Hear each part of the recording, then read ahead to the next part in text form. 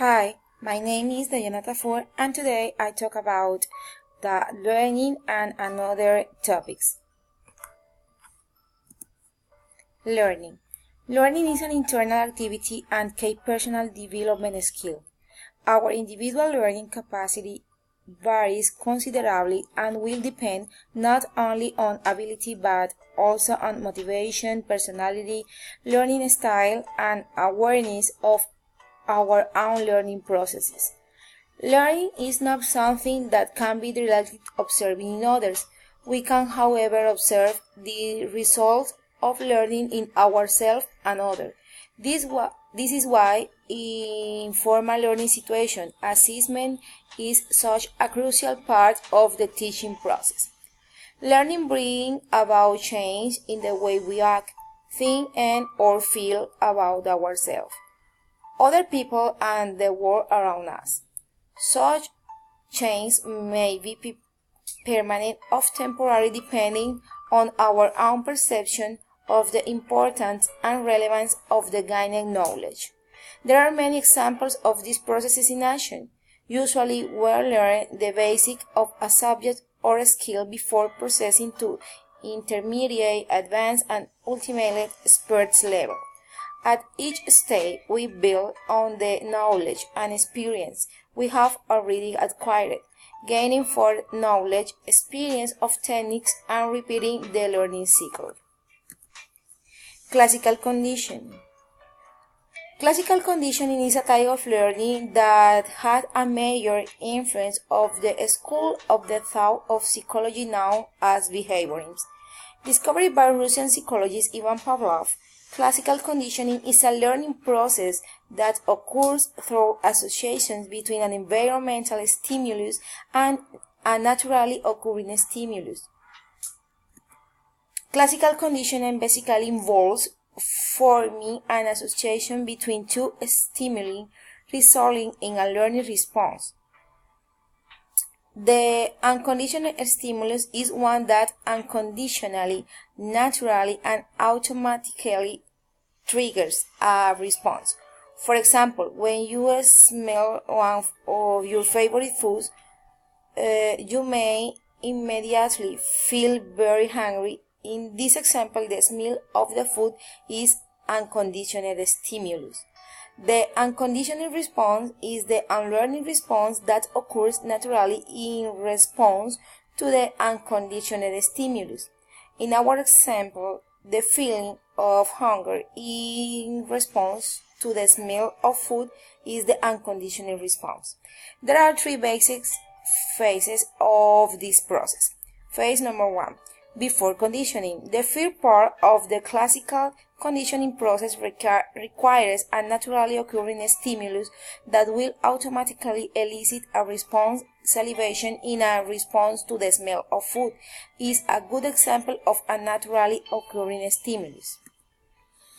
Phase 2. During conditioning. During the second phase of the classical conditioning process, the previously neutral stimulus is repeatedly paired with the unconditional stimulus. As a result of the pairing, an association between the previously neutral stimulus and the UCS is formed. At this point, the once neutral stimulus becomes now the conditional stimulus. The subject has now been conditioned to respond to the stimulus. Phase 3. After conditioning. Once the association has been made between the UCS and the CS, presenting the conditioning stimulus alone will come to evoke a response even without the unconditioned stimulus. The resulting response is known as the conditioning response.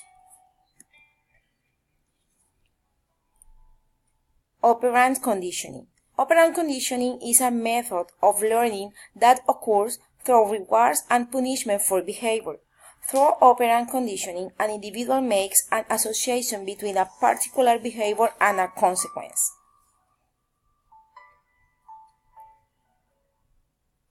Skinner is regarded as the father of the operant conditioning, but his work was based on Thorndike's 1898 law of effect. According to this principle, behavior that is followed by pleasant consequence is likely to be repeated, and behavior followed by unpleasant consequence is less likely to repeat. Operant conditioning. Neutral operants. Neutral operant response from the environment that neither increase nor decrease the probability of a behavior being repeated. Reinforces. Reinforced responses from the environment that increase the probability of a behavior being repeated. Reinforced can be either positive or negative. Punishers. Response from the environment that decrease the likelihood of a behavior being repeated. Punishment weakens behavior. We can all think of examples of our own behavior has been affected, being reinforced and punished. As a child, you probably tried out of a number of behaviors and learning from their consequence. Cognitive factors in learning. The different processes concerning learning can be explained a bit by analyzing the mental processes first. It posits that with affecting cognitive processes, learning is easier and new information can be stored in the memory for a long time. On the other hand, ineffective cognitive processes result to learning difficulties that can be seen anytime during the lifetime of individual. Latent and observational learning. Latent learning is learning that remains hidden until it is needed. Observational learning. Knowledge and skill are acquired by observing and imitating others. Example, watching Ku's show.